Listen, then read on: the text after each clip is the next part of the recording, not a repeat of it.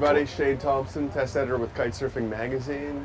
I'm here with George Hradil from Delta Wings. Delta Hydrofoil. Hydrofoils. Delta Hydrofoil, nice yeah. to meet you. Nice to meet you, man. How has the trip been so far? Oh, awesome. Had Cool. wind every day.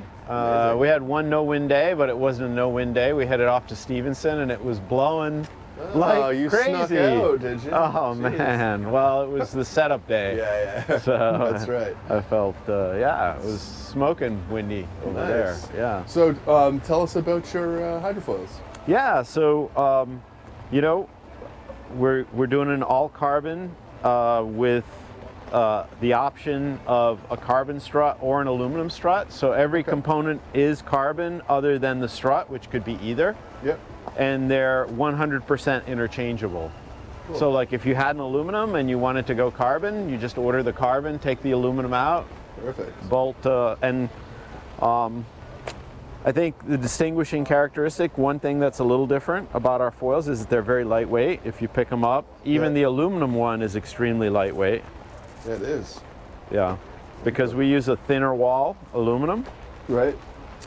The top plate is carbon, the fuselage is carbon, the wings, everything else even is your top carbon. plate is carbon for the aluminum. Yeah, even that's carbon. Because that's one of the heavier parts of the whole setup. Yeah, A lot of it's people. even the carbon one's not super duper light, but rather than go the aluminum route, we just decided to use our fabricator that makes all the other carbon parts and have them make this. It's a little bit more expensive, but we kind of like it. Nice. And then if you swap out to the carbon strut, then you actually have an all carbon setup rather than having an all carbon with And an aluminum you can top. have multiple size carbon mass, which is We kinda do. cool, right? We have a 24 inch, a 28 inch, a 32 inch, and a 36 inch. So because we want to service the surfing people too.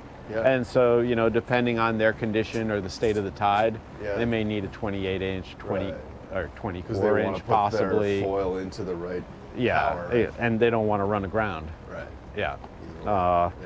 So, and we have two lengths of fuselage. We have the standard length, and then we have the 770, which is more suitable for winging, I think. That's really the long fuselage. I like it for winging. Yeah. Because winging has some different requirements. So what other distinctive features of your Well, it's the wing foils? design, actually. And I also did the design for North that features this. Yeah. And it's a wing that's called a reflex wing. Okay. And if we can get something flat, like maybe we can, if you could grab one of those wings, we can use that just as an edge.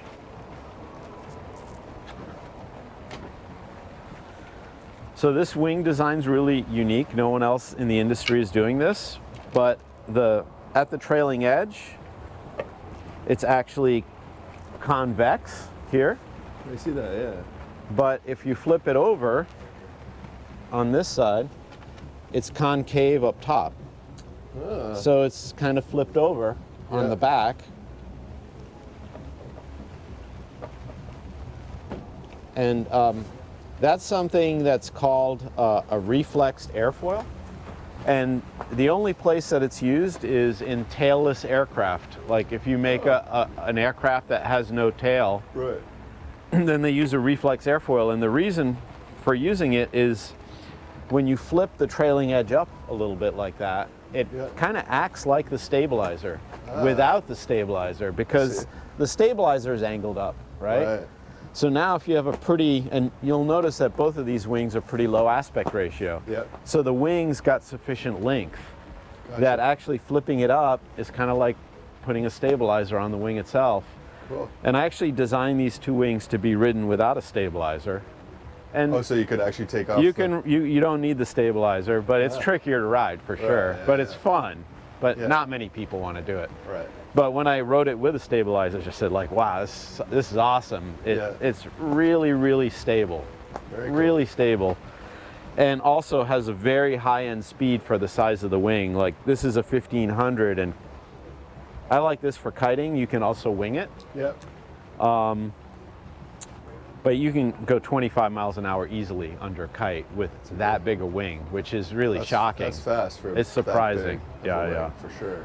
Yeah. For winging, So all the parts are interchangeable. You can take any wing or any stabilizer or any strut, mix and match. There's no compatibility limitations whatsoever.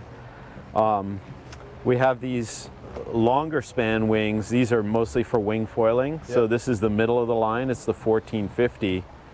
Cool. I'm an older guy, so I actually prefer a larger wing like this. Yeah. A lot of people are going like 1,000 square centimeters. For me, it's just the exertion level of pumping a wing like that up onto foil. It's like I'm gonna stroke out or have a heart attack and die. Right. So I need a wing like this.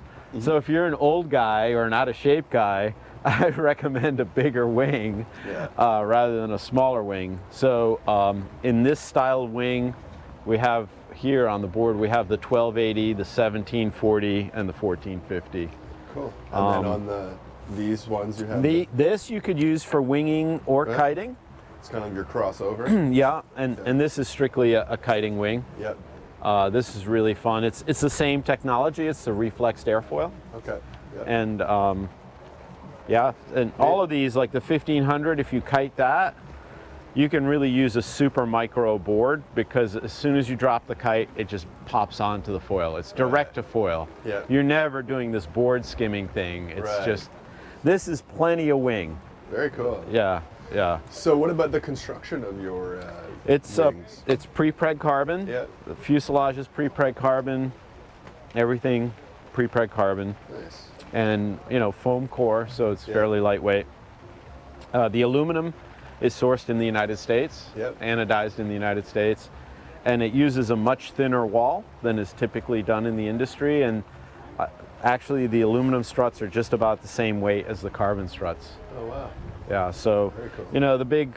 I think one of the big drawbacks. Aluminum's a fantastic material for.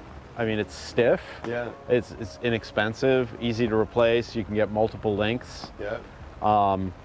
The downside's the corrosion, like particularly when you go into a carbon piece, then you form a galvanic cell and you can get quite a bit of corrosion and fasteners can get stuck. But I think as long as you use an anti-seizing compound on the screws and you rinse your stuff, all the time, like my stuff, I go out of my way to abuse it. I never rinse it. I never loosen the screws. At the end of the season, I can still get the screws out. That's so good. Yeah. So how long have you been designing hydrofoils? I've been designing hydrofoils for about 10 years. Oh, wow. Yeah, I got in super early and I was interested in foil racing at the time. Yeah. And I had like the first commercially available carbon foil, which was the Carafino by this guy, Mango Manny. Carafino, yeah.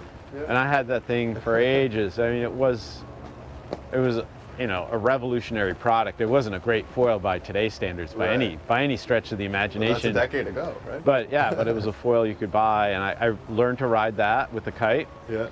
And then I wanted to race, and the only advanced foils were from France. Mm-hmm.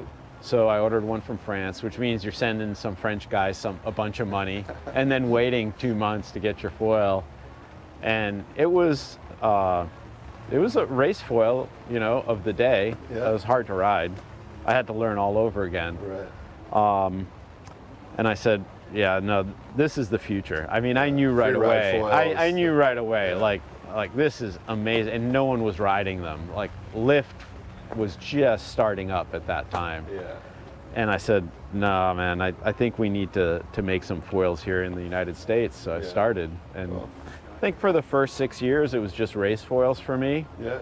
And then Mike Zychek at Mike's Lab got involved in it, and trying to make a better foil than that guy is tough. Yeah. I have all the respect in the world for Mike, and the race foil market is just so competitive and tight and small. Yeah. So then I started to build free ride foils for kiting.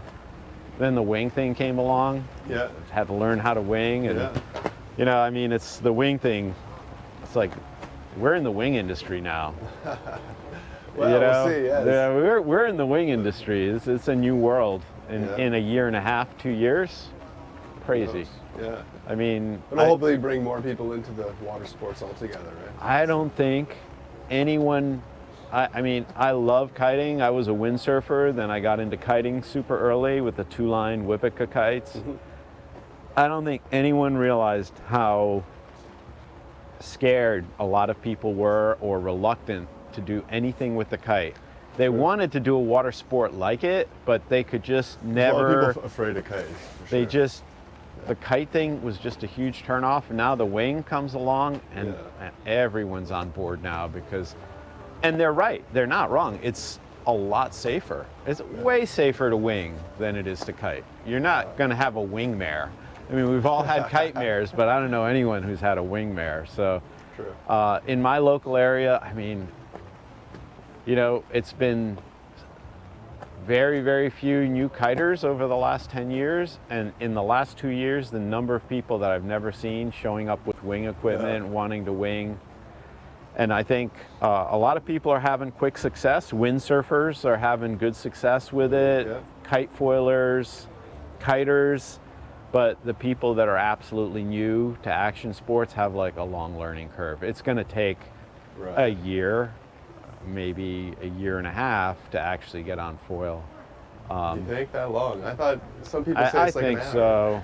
No, I Maybe don't if you think have so. the foil skills, right? If you have the foil skills, but if you're just a person that's walking on the beach, that's not a sailor, not a kiter, not a surfer, you have to learn the wind, right? You got to learn the wind. You got to and you're learning on a hydrofoil. Like, say someone came to you and said, "Hey, I want a kite foil, but I'm not a kiter now." Then you'd say, "All right, well, you need to take some kite lessons, learn how to ride a twin tip, get really comfortable, get really good kite handling skills.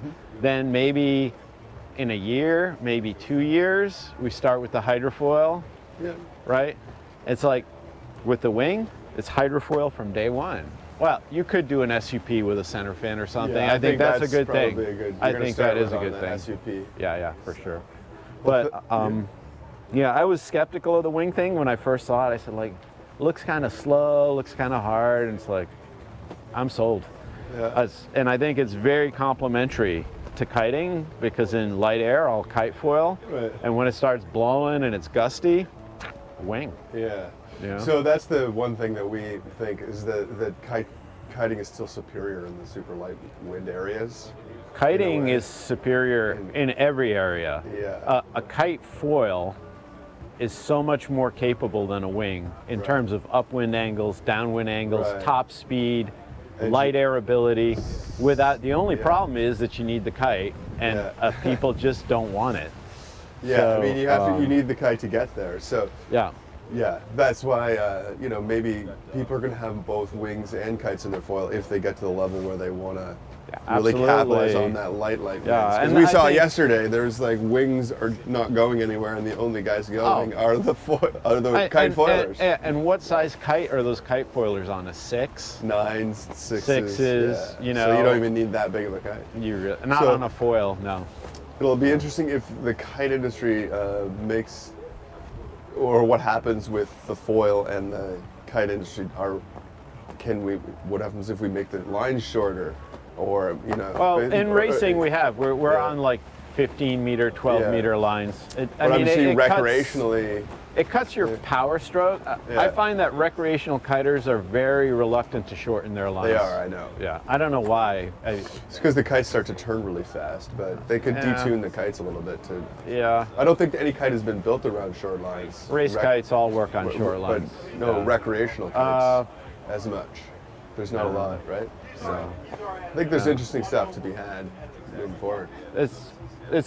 I think we're on the there's precipice. First of all, the interesting thing is, from my perspective, I've always been trying to push the performance of hydrofoils up, because I think for the last 8 years we've had fairly low performance foils for the most part. People going slow, back and forth, not a lot of speed. And as soon as the winging thing hit, there was so much less power available than the kite with the wing, that the foils immediately got more efficient. Right. Immediately. Like, when did we ever have a wing like this for kite? Actually, this wouldn't work for kiting at all. It would feel horrible. Oops, so sorry. Almost impaled you. There goes my foot. All right. The weird thing is that the wing actually gives you more control because you're holding the wing. Yeah. And you can shift it forward, you Quickly. can shift it back, you can sheet it out, you can sheet it in. So you have all this power force control over the board that you don't have with a kite. Because with a kite, you simply have a single line pull from your harness. So yeah, your center of effort takes longer to get around. Yeah, so like if you kite on something like this, it's really hard to control. Oh, yeah. Interesting. Because it's so stable in roll. It doesn't want to roll from rail to rail, right? Versus a wing like this that will transition from rail to rail really quick. So these really long wings are kind of slow to turn, but when you're winging, you've got the wing to control it. Interesting. So I think, and you know, if it's an interesting experiment, if oops, lost it there. It's the wind and the rain. Yeah.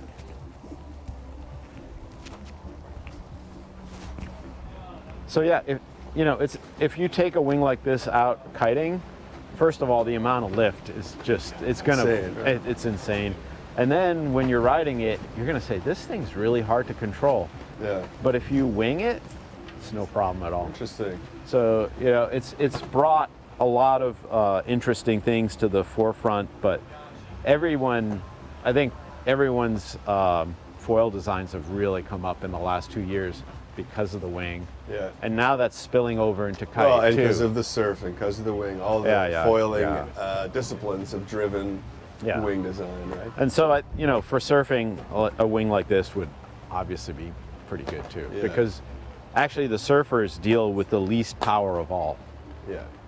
So the hierarchy is like the kite has the most power, the wing is one step down from that, and then with surfing, it's just you and it's you and the inclination of the water and whatever you can.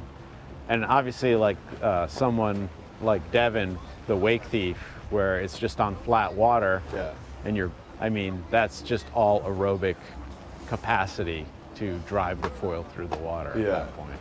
And so he rides a 1740 size wing, or even bigger, the super pumper, right? And actually for winging, I like the 1740. It's especially for light wind, it just makes it so easy to get up on foil. You can cruise through the light spots. Yeah. And it still maneuvers. You're not going to rip through your turns, but you can carve through turns. So. Well, that's amazing, George. Thanks for taking us through the line and your perspective on the performance of wings and the history of your journey through this industry. Man, we wish you all the best of luck. Yeah. Check it out on kitesurfingmag.com. Leave some comments and get out on the Delta wings. They're foils. Sounds good, man. Cheers. Boom.